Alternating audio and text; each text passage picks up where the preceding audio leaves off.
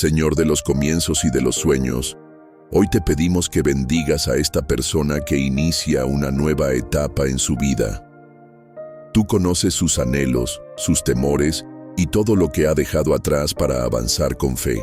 Te rogamos que ilumines su mente para que tome decisiones sabias, que fortalezcas su corazón para que no se desanime ante los obstáculos y que le concedas alegría en cada paso que dé.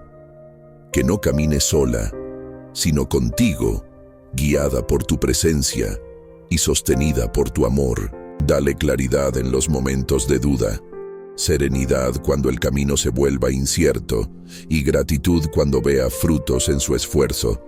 Rodéala de personas buenas, honestas y generosas que la impulsen a crecer y a creer en sí misma. Que nunca le falte la certeza de que tú vas delante, abriendo puertas y preparando lo mejor. Amén.